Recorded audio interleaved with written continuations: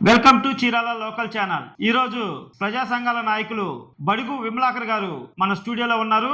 వారితో మాట్లాడదాం. నమస్కారం విమలాకర్ గారు. నమస్కారం. ఎలా ఉన్నారు సార్? బాగున్నానండి. అంతా హ్యాపీనా? హ్యాపీ. మన చీరాల లారీ అసోసియేషన్ లో గందరగోళ పరిస్థితులు జరుగుతున్నాయని తెలుస్తుంది. అసలు దాని గురించి మీరేం చెప్తారు? ఇద్దరు వ్యక్తుల మధ్య జరిగే విషయాన్ని ఒక వ్యక్తి గందరగోళం చేస్తున్నాడు. ఓకే, ముందు ప్రజలు అది గమనించాలి. అతనికి ఎవరికో న్యాయం జరగలేదంట అని చెప్పి అందరినీ అవినీతి పరులను చేస్తూ అతను చేసే చర్యలు మంచి చర్యలు కాదు. ముందు అధికారులు ఆ చర్యలు ఎవరైతే ప్రతి ఒక్కరి మీద నిందలేస్తున్నారో అతని మీద చర్యలు తీసుకోవాలని అనుకుంటున్నాను నేను. ఓకే, ఎందుకంటే ఈ లారీ అసోసియేషన్ గురించి చీరాల ప్రజలకి పెద్దగా తెలియకపోవచ్చు. ఈ సమస్య ముందు నా దగ్గరికి వచ్చింది. ఓకే, వస్తే నేను ఆ బాలంకమరావుని తీసుకొని ఆ సమస్య అంతా విని డాక్టర్ అమృతపాణి గారి దగ్గరికి తీసుకొచ్చాను. సరే, ఆయన కూడా ఆ రోజు బాగా గుర్తు, నాకు ఓపీలో ఉన్నారు. నేను వచ్చానని చెప్పి వెంటనే ఆయన ఆ ఓపీ కూడా ఆపేసి ఆ సమస్య వినటానికి న్యాయం చేద్దాం ఆ సమస్యకి అని ఆ సమస్య విని ఆయనకి ఆలోచించి ఒక 2 నిమిషం ఆలోచించుకొని మన డాక్టర్ పాలేటి రామారావు గారు తెలుసు కదా, పాలేటి రామారావు గారికి కూడా ఫోన్ చేసి వెంటనే అన్న డాక్టర్ గారు ఇలా జరిగింది, మరి ఆ మురళి అనే అతను మీ సామాజిక వర్గానికి అతను తెలిసింది, నాకు కూడా ఒక్కసారి పిలిపిస్తే మాట్లాడితే ఈ సమస్య పరిష్కారం అవుతుందేమో అని చెప్పి డాక్టర్ గారికి ఫోన్ చేయడం జరిగింది. సరే, పాలేటి రామారావు గారు వీళ్ళిద్దరిని పిలిపించి కూర్చోబెట్టి మాట్లాడిన క్రమంలో డాక్టర్ గారు ఏం చేశారంటే, ఇది మన స్థాయి కాదు, మనం చెప్పినా వీళ్ళు వింటలేదు. సరే, మనందరికి పెద్ద ఆయన ఆ రోజు కర్ణం బలరాం గారు ఉన్నారు కదా అని చెప్పి కర్ణం బలరాం గారి దగ్గరికి అమృతపాణి గారు, తర్వాత పాలేటి రామారావు గారు అందరు తీసుకొచ్చి కూర్చోబెట్టి ఆ మురళిని కూడా పిలిపించి మాట్లాడటం, ఆ సమస్యని మళ్ళీ అందరు కలిసి జంజనం శ్రీనివాసరావుకి జంజనం శ్రీని మాట్లాడు అని చెప్పడం జరిగింది. సో దీంట్లో లారీ అసోసియేషన్ వాళ్ళది న్యాయమా లేకపోతే బాలంకమ్మరావుకి జరిగింది అన్యాయమా అని ఒక కోణంలో మనం ఆలోచించాల్సిన దశ ఉంది జనార్దన్ గారు. ఇలా ఆలోచిస్తే ఏం జరుగుతుందంటే, లారీ అసోసియేషన్ లో సుమారు ఒక 200 మంది అమాయకులు ఉన్నారు, చదువు సంజ లేని వాళ్ళు. అలాగే వాళ్ళ పరిస్థితి ఏంటంటే, ఆ లారీలు తిరగటం కోసం భార్యా బిడ్డల మెడలో ఉన్న పుస్తల తాళ్ళు కూడా అమ్మి ఆ వ్యాపారాన్ని కొనసాగించడానికి ప్రయత్నిస్తూ ఉంటారు. ఇతని పరిస్థితి ఏంటంటే, బాలంకమరావు పరిస్థితి, ఒక లారీ పెడితే 200-300 కమిషన్ వస్తుంది. అలాగే ఒకే రోజు 100 లారీలు పెడితే ఎంత వస్తుంది? దగ్గర 30 నుంచి 40 వేలు. 10-20 సంవత్సరాలుగా ఇతను తినున్నవాడు. ఆ అసోసియేషన్ మీద యజమాయిషి చేసిన వ్యక్తి ఎవరైనా ఉన్నారంటే బాలంకమరావు. ఇది ఎలా తెలుసండి అని మీరు నన్ను అడగవచ్చు. సో నాకు లారీ ఉంది, మా నాన్న లారీ డ్రైవర్, మా నాన్న లారీ ఓనర్, అందరికీ తెలుసు అసోసియేషన్ లో మేము కూడా. సో ఇలా వీళ్ళు తరతరాలుగా తినేశారు బాలంకమరావు. లారీ ఓనర్ల నెత్తును కూడా బిండేసుకున్నారు. అతని యజమాయిషి చల్లలేదని చెప్పి మురళి అనే ఆ అసోసియేషన్ ప్రెసిడెంట్ ఎవరైతే ఉన్నారో అతనితో వివాదం జరిగి అతను బయటకు వచ్చి పేరాల చీరాల పోలేరమ్మ తల్లి లారీ అసోసియేషన్ అని ఒక అసోసియేషన్ కూడా ఇతను స్థాపించాడు కొంతమందితో. ఇప్పుడు లారీ అసోసియేషన్ లో 2 యూనియన్లు ఉన్నాయా? ఒక అసోసియేషన్ చీరి 2 యూనియన్లుగా ఏర్పడు. ఓకే, ఇప్పుడు వీళ్ళ యూనియన్ వేరు, వాళ్ళ యూనియన్ వేరు. సో వీళ్ళ అందరూ కొట్టుకునేది ఒకే లోడింగ్ కోసం. నెల్లూరుకి చెందిన ఎన్డీఆర్ అని వాళ్ళ లోడింగ్ కోసం కొట్టు. సో వ్యాపారంలో సహజం, మీరు ₹1 తక్కువకి వస్తారంటే మిమ్మల్ని పిలుస్తారు, నేను ₹1 ఎక్కువకి వస్తానంటే నన్ను పిలుస్తారు. ఇదంతా సార్. దీన్ని ఓర్చుకోలేని బాలంకమరావు ఏం చేశారంటే, ఎలాగైనా అసోసియేషన్ ఇబ్బంది పెట్టాలి, ఎలా అయినా అసోసియేషన్ ని ఇబ్బంది పెట్టాలి అని చెప్పి అసోసియేషన్ లో అవినీతి జరిగింది, నేను ప్రశ్నిస్తే చంపుతామంటున్నారని క్రియేషన్ చేసి, ఇది ఓన్లీ క్రియేషన్. వాళ్ళు చంపే వాళ్ళైతే ఇన్ని రోజులు వాళ్ళకి అవసరం లేదు. సో అసోసియేషన్ లో అవినీతి జరిగిందంటే జరిగింది, దానికి బాలంకమరావుకి సంబంధం లేదు. అక్కడ ఉన్న 150 మంది ఓనర్ల సొమ్ము గౌనీ మోహన్ ఆ సభ్యులు ఎవరైతే పాలక మండలి ఉంది వాళ్ళు తిన్నారు వాడుకున్నారు అంటే అది నిజం, దాన్ని మనం నిజమనే చెప్పాలి. దాని మీద అప్పుడు 1 టౌన్ సిఐ పనిచేసిన అంబట్ రాజమోహన్ కూడా miss of operation section 405 case కట్టాడు. ఉంది, ఇన్వెస్టిగేషన్ జరుగుతుంది. దాని బాపట్ల డిఎస్పీకో సిఐకో వకుల్ జందాల్ గారు ఫార్వర్డ్ చేస్తున్నారు. సో అంతేకాకుండా ఇతని స్వార్థం కోసం ఇంకొక మాట ప్రజల్లో తీసుకెళ్లే మాట ఏంటంటే, 1 టౌన్ సిఐ అవినీతి పరుడు అంటాడు, డిఎస్పీ అవినీతి పరుడు అంటాడు, ఎస్పీ అవినీతి పరుడు అంటాడు.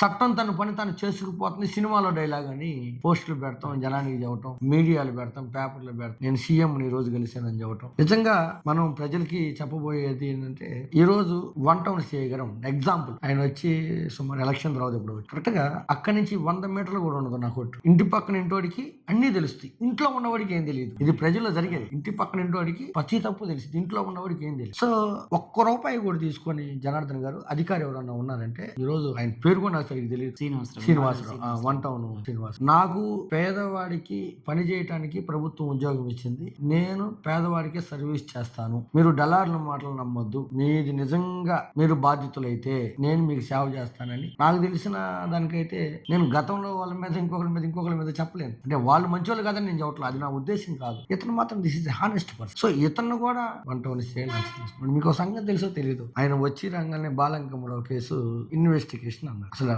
మూసేసిన కేసు రీఓపెన్ చేశాడు. రీఓపెన్ చేయగానే ఏదో ఒక సుపరిచితుడు నాతో నా బాలంకమరావు కేసు రీఓపెన్ చేశారన్న. అయ్యా అది అవ్వదు, దాంట్లో న్యాయమే లేదు, అతను ప్రతి ఒక్కరిని దొంగ అంటాడు. అంటే మనం దొంగలం అయితే మనం కనపడే వాళ్ళంతా దొంగల్లాగా కనిపిస్తారు అనేది ఉంది కదా, అలాగే ఉండిద్ది. ఎస్పీ డబ్బులు తీసుకున్నాడు. ఆ అసోసియేషన్ ఎంత అండి? తిప్పు కొడితే ఒక ₹1,00,00,000 ఉండదు, లేకపోతే ఒక 50 లక్షలు ఉండదు, ఒక 30 లక్షలు ఉండదు, వాళ్ళ సంపద అంతా కలిసి. సో ఇంతమందికి ఇచ్చుకుంటా పోవటమేనా? మరి దానికి కొంత కావాలి కదా, ఫండ్ కావాలి కదా అసోసియేషన్ నడుపుకోవటానికి. సో ఇట్లా ఈ బాలంకమరావు అనేది ఏంటంటే మ్యానిపులేషన్. మమ్మల్ని చంపేస్తామంటున్నారు, మాకు అన్యాయం జరిగింది, నా 70-80 లక్షలు ఉన్నాయి. అడగాలి. ఎప్పుడు అడగాలి? మీరు అసోసియేషన్ లో మెంబరే అడగొచ్చు, మీరు ప్రశ్నించవచ్చు. నేనే చెప్పాను కదా ఇందాక మీకు, అవినీతి జరిగిందా లేదా అంటే జరిగింది. సో జరిగినప్పుడు మనం ఎలా అడగాలి? దానికి ప్రొసీజర్ ఉంది కదా, సొసైటీ యాక్ట్ లో చక్కగా రాసి ఉంది. ఎనీ మెంబర్ క్వశ్చన్ చేయొచ్చు, పాలక మండలిని నిలదీయొచ్చు, వాళ్ళ మీద అవసరమైతే కంప్లైంట్ ఇవ్వచ్చు, అవసరమైతే కోర్టుకి వెళ్ళి సివిల్ సూట్ వేయొచ్చు. సో అలా చేయాలి. కానీ నువ్వు డివేట్ అయిపోయి అసోసియేషన్ నుండి ఇంకొక అసోసియేషన్ స్థాపించు, వాళ్ళని ఎలా ప్రశ్నిస్తావు? ఒక రాష్ట్రానికి 2 ముఖ్యమంత్రులు ఉంటారండి, ఉండరు కదా. అలాగే ఒక అసోసియేషన్ లో మెంబర్ కాకుండా మీరు ఆ అసోసియేషన్ ఎలా ప్రశ్నిస్తారు? అది కరెక్ట్ కాదు కదా. ఇదంతా బాలంకమరావు చేసే దుశ్చర్య. ఇది చర్యలు ప్రజలు కానీ రాష్ట్రంలో కానీ మనం గమనించాలి. ఇతను మీడియాలో ఫోకస్ అవటానికి, అధికారులను తప్పు పట్టించడానికి, ప్రతి అధికారికి నిజాయితీ కలిగిన అధికారి, ప్రతి అధికారికి మరియు స్పెసిఫిక్ గా ఈ రోజు వన్ టౌన్ చేయగలరు నిజాయితీ కలిగినది, అలాంటి అధికారులకు కూడా మచ్చలు తీసుకొచ్చే మాటలు అది సమాజంలో ఎంతవరకు కరెక్ట్ అంటారు? ఇలాంటి వ్యక్తులు సమాజానికి అవసరం అని నేను అడుగుతాను. ఇలాంటి వ్యక్తుల మీద పోలీసులు ఎందుకు చర్యలు తీసుకోరు? ఒక నింద, ఒక ఆరోపణ, ఒక అవినీతి ఆరోపణ చేస్తే పోలీసులు చర్యలు తీసుకోవాలి, అది ప్రాథమిక బాధ్యత కదా. నేను ఒక పౌరుడిగా ప్రశ్నిస్తున్నా ఈరోజు పోలీసు వారిని, చర్యలు తీసుకోవాలి మీరు. ప్రతి ఒక్క అధికారి ఎస్పీ గారి దగ్గరికి వెళ్ళి ఎస్పీ గారు లంచం తీసుకో, ఐజీ గారు రాజకీయ ఒత్తిళ్లను. గతంలో కర్ణం బలరంగారావు కూడా డబ్బులు తీసుకున్నారు. అమృతపాణి గారు కూడా అసలు వాళ్ళ స్థాయి ఏంటి, నీ స్థాయి ఏంటి, నీ సమస్య ఏంటి, ఒక మాట్లాడే ముందు కొంచెం ఇంకిత జ్ఞానం ఉండాలి కదా. లేదు, నువ్వు చేయాల్సింది ఏదైతే డిఆర్టీలో కేసు ఫైల్ చేయాలి, ట్రిబ్యునల్లో చేయాలండి, సొసైటీ యాక్ట్ అని ట్రిబ్యునల్లో సూట్ వేసుకున్నావా? నువ్వు చట్టబద్ధంగా కదా నువ్వు పోరాడాలి. వ్యవస్థల్లో మనకి వ్యవస్థ ఏం చెప్పిందో, రాజ్యాంగం ఏం చెప్పిందో, చట్టాలు ఏం చెప్పినాయో అది పనిచేయటానికి మాత్రమే నియమించిన వాళ్ళు మన సేవకులు, పోలీసులు గాని, లేకపోతే కలెక్టర్లు గాని, లేకపోతే మినిస్టర్లు గాని, ఎమ్మెల్యే, ఉన్నతాధికారులు గాని, ఎవరైనా. సో వాళ్ళు చట్టానికి అతీతంగా చేయలేరు కదా. రే లాగేసి నువ్వు పెట్టేసి అంట చేయలేరు కదా. చట్టంలో ఏం చెప్పిందో అది అలానే చేయాలి, అది బాధ్యత కదా. అక్కడ మురళీ మోహన్ అనే వ్యక్తి తప్పు చేశాడు. అక్కడ ఉన్న లారీ ఓనర్ల సొమ్ముని కొంత అతని స్వార్థాలకు వాడుకోవటం కానివ్వండి, ఆ పాలక మండలి దాంట్లో తప్పు జరిగింది. సో మన ఇంట్లోనే తప్పు పట్టుకొని ఎదుటోడి మనం ఏం ప్రశ్నిస్తాం? ఇప్పుడు మన వైపు 1,000, మనం ఎదుటోడి వైపు 1,000 చూపిస్తే మన వైపే 4,000 చూపిస్తున్నాయి కదా. సో దాని వల్ల వాళ్ళు ఇతని మీద యాక్షన్ తీసుకోలేకపోతున్నారు. దీన్ని అలుసుగా తీసుకొని బాలంకమరావు అనే వ్యక్తి అతని ఇష్టారాజ్యంగా పోకలు పోతున్నాడు. ఇప్పుడు ఒక చిన్న విషయం ఏంటంటే, అది ఎస్సీ ల్యాండ్ అంటారు. మరి ఆ రోజు రిజిస్టర్ చేసేటప్పుడు రిజిస్టర్ తెలియదా? అది నిజంగా అయితే ఎస్సీ ల్యాండ్, రిజిస్ట్రేషన్ అట్ చేసాడు. మున్సిపాలిటీ వాళ్ళకి తెలియదా? పన్నెట్లా చేశారు. మీటర్ ఇచ్చే ఏఈకి తెలియదా కరెంట్ ఇవ్వకూడదని? మరి ఈ కరెంట్ మీటర్ ఎలా ఇచ్చాడు? టౌన్ ప్లానింగ్ వాళ్ళకి తెలియదా అక్కడ కన్స్ట్రక్షన్ జరుగుతుందని? మరి టౌన్ ప్లానింగ్ వాళ్ళు అంత కన్స్ట్రక్షన్ జరుగుతూ ఉంటే మరి ఎందుకు ఒప్పుకున్నారు? మరి ఆ రోజు నువ్వు సభ్యుడు కదా, ఇవన్నీ జరిగేటప్పుడు నువ్వు కూడా ఒక సభ్యుడు కదా, నువ్వెందుకు ప్రశ్నించాలా? నేను అనేది ఇది ఎస్సీ ల్యాండ్ అని ఈ రోజు తెలిసిందా అని అడుగుతున్నా బాలంకమరావు నేను సూటిగా. ఇది కదా నువ్వు ఆ రోజు ప్రశ్నించాల్సింది. మీకు అర్థమైందని నేను చెప్పిన పాయింట్. నువ్వు ఆ రోజు యూనియన్ లో ఒక సభ్యుడిగా ఉన్నావు, మరి నీ ముందే ఆ యూనియన్ బిల్డింగ్ స్థాపించారు, మరి ఆ రోజు ఆ భూమి నీ ముందే కొన్నారు. మరి అవన్నీ జరిగినప్పుడు నీకు తెలుసు కదా, నువ్వు ఆ రోజు ఎస్సీ ల్యాండ్ లో కట్టకూడదయ్యా, ఈ చట్ట వ్యతిరేకమైన చర్యని నువ్వు అడగాలి కదా. ఆ రోజు నువ్వు కేసు పెట్టాలి కదా. ఈ రోజు నువ్వు ఎదుటివాడి తప్పుల్ని ఎత్తి చూపించడానికి నీ స్వార్థం కోసం మరి అంత మందిని అన్యాయం చేయాలని కంకణం కట్టుకొని కూర్చున్నావంటే ఇది మంచి పద్ధతి అని నేను అంతే కదా. దొంగకి మోహనాలు మురళీ మోహనే ఆ యూనియన్ ఇందాక మీకు చెప్పినట్టుగానే కొంత వాడుకోవటం నిజం. సో అతను ఎప్పుడైతే స్పందిస్తే అతన్ని చేసిన తప్పుడు అతను అతని మీద పడతాయి అని చెప్పేసి అతను స్పందిస్తున్నా అంతే, అంతకు తప్ప ఇంకొకటి అయితే లేదు. వీళ్ళిద్దరు చర్యల వల్ల పూర్తిగా యూనియన్ దెబ్బతింటుంది, అక్కడ ఉన్న సభ్యులు సఫర్ అయిపోతారు. సో ఈ రోజు ఇతను అర్జీలకి, లేకపోతే ఇతను బెదిరింపులకి, లేకపోతే ఈ అధికారులు చాలా తెలివైన వాళ్ళు ప్లస్ ఇంటెలిజెన్స్ కాబట్టి, మంచి బ్యూరోక్రాట్స్ ఉన్నారు కాబట్టి అతను ఇచ్చిన ఫిర్యాదులకి లొంగట్లేదు. అలాగే కానీ అతను ఇచ్చిన ఫిర్యాదులకు లొంగి కానీ ఈ రోజు ఆ బిల్డింగ్ పడగొడితే ఆ సొసైటీలో ఎంత నష్టం జరుగుతుందండి. మరి వాళ్ళ రక్త మాంసాలతో లారీలు నడిపి రోడ్ల మీదకి వెళ్లి డబ్బులు తీసుకొచ్చి ఆ సొసైటీని ఏర్పాటు చేసుకొని వాళ్ళు బ్రతుకుతున్నారు కదా, మరి వాళ్ళకి ఎంత ఆస్తి నష్టం జరుగుతుంది ఒకసారి ఆలోచించు. నువ్వు ఆ రోజు కదా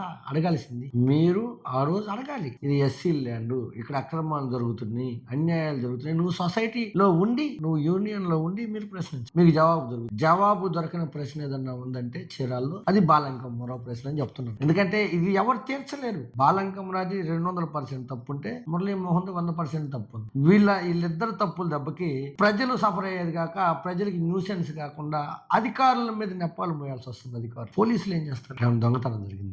బాలంకమ్మరావుది 100% తప్పు, అది అందరికీ తెలుసు. అతని మీద ఆల్రెడీ మొన్న SC/ST కేసు కూడా ఏదో అయినట్టు, తర్వాత ఇంకో కేసు కూడా ఏదో పెట్టినట్టుకున్నారు. బాలంకమ్మరావుది 100% తప్పు. ఇక్కడ జరుగుతుంది బాలంకమ్మరావు చర్యల వల్ల యూనియన్ కి నష్టం తప్ప, మరి బాలంకమ్మరావుకి ఎక్కడ నష్టం జరిగిందో చూపించమనండి. ఏ విధంగా నష్టం జరిగిందో చూపించమనండి. బాలంకమ్మరావుకి NDR వాళ్ళు ఆథరైజ్డ్ గా మేము ఒక 100 సంవత్సరాలు, ఇప్పుడు నేను మీకు ఒక ఫోన్ అమ్మానండి, నా ఫోనే ఉంది, నేను ఒక ఫోన్ అమ్మాను. ఈ ఫోన్ కి ఒక సంవత్సరం వారంటీ ఉంటుందా లేదు? వారంటీ కార్డు ఇస్తాను కదా, ఇస్తాను కదా. అలాగే NDR వాళ్ళు బాలంకమ్మరావుకి ఇదిగో నీ జీవితాంతం ఈ లోడింగ్ నేను మీకు ఇస్తున్నా, లేదు ఈ 50 సంవత్సరాలు ఈ లోడింగ్ మీకు ఇస్తున్నా, ఈ 100 సంవత్సరాలు ఈ లోడింగ్ మీకు ఇస్తున్నా అని చెప్పి ఎక్కడన్నా బాలంకమ్మరావుకి ఒక అగ్రిమెంట్ ఉందా?